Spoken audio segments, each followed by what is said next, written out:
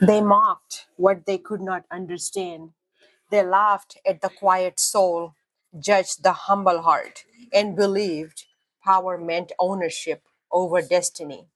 But chosen ones were never protected by ego, they were protected by purpose.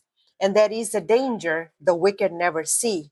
Because when people try to steal from God's prophets, they are not merely stealing money, reputation, or opportunity. They are attempting to interfere with divine assignment itself. They might they mistake patience for weakness, silence for ignorance, and grace for permission.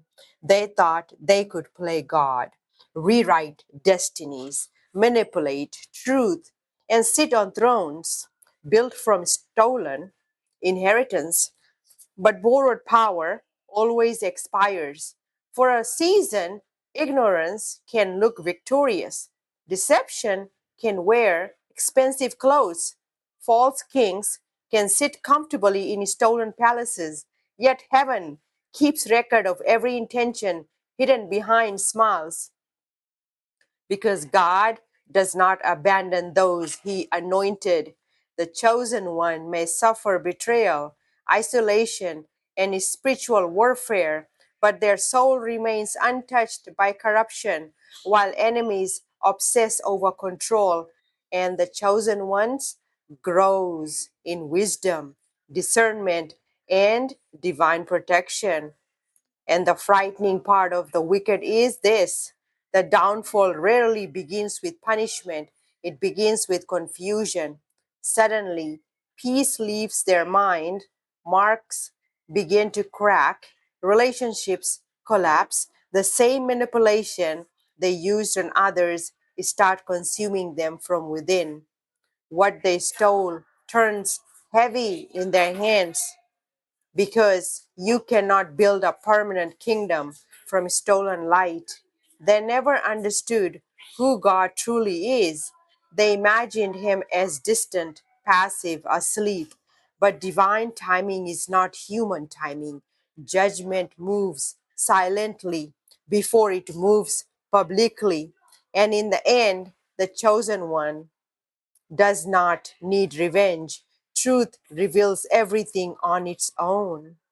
They're confused now, standing inside the ruins of their own illusion, wondering how the scales suddenly turned against them. But the scales were never broken. But the scales were never broken. They were only delayed by arrogance. For too long, they believed they were the system itself, judge, jury, executioner. They mistook manipulation for authority, fear for respect, and control for divine power. Narcissistic minds often believe they are untouchable. They create false kingdoms where truth is silenced, where appearances matter more than integrity, and where people are treated like pieces on a chessboard. But illusion survives only until real presence enters the room.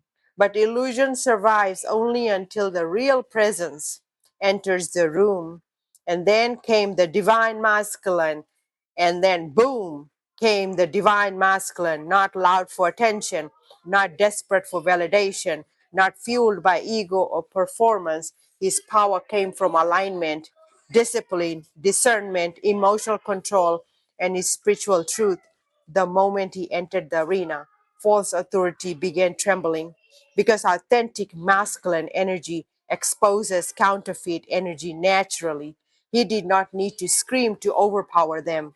His calmness unsettled chaos. His awareness dismantled manipulation. His presence alone forced hidden intentions into the light. And that is what shattered the illusion.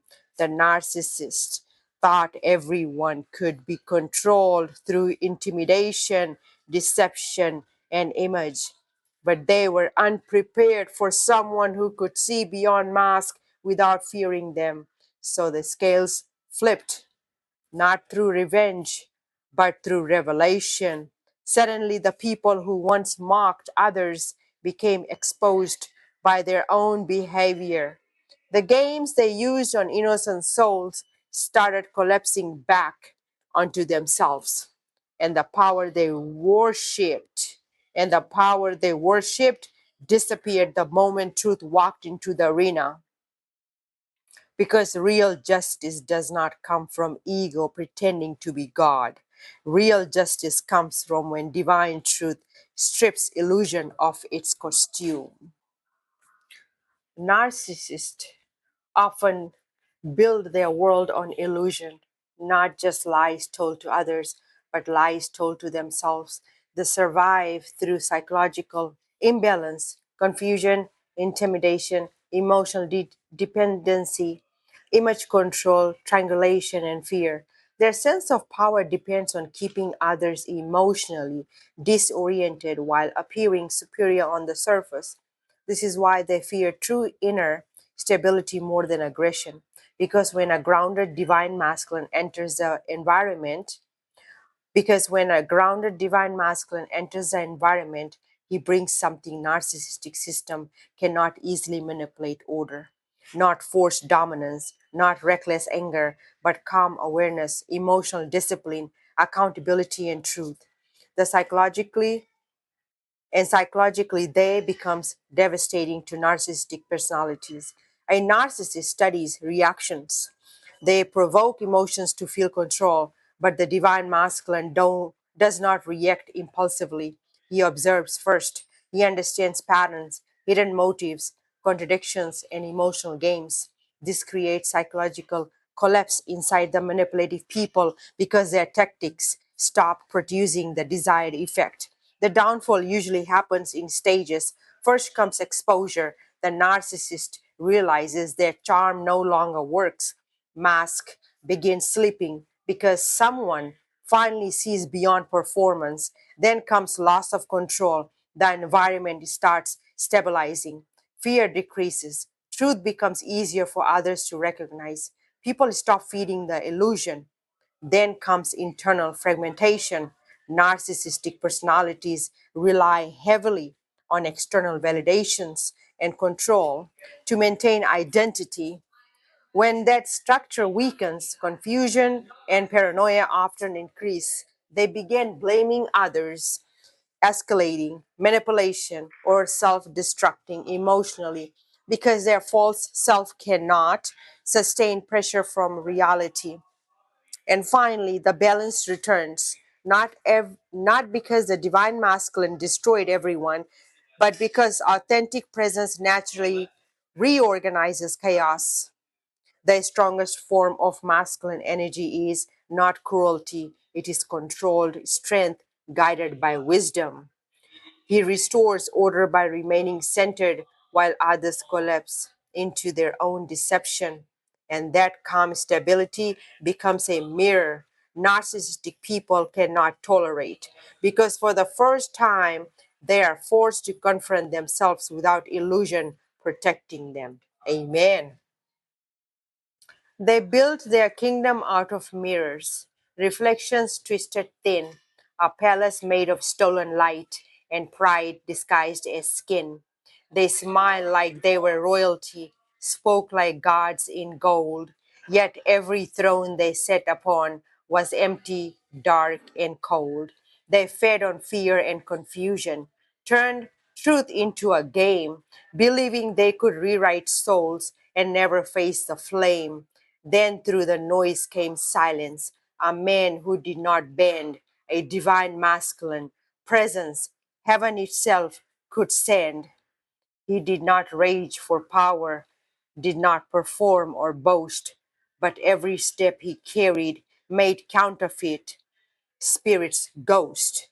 His calm became a weapon, his wisdom split disguise, and narcissists grew terrified.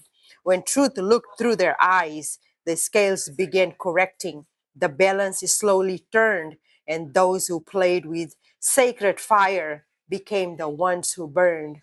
Their mask fell in the daylight, their echoes lost command, for illusion cannot survive when truth alone can stand. Now they wander through confusion, asking how their kingdoms died, never knowing heaven moves without announcing its stride.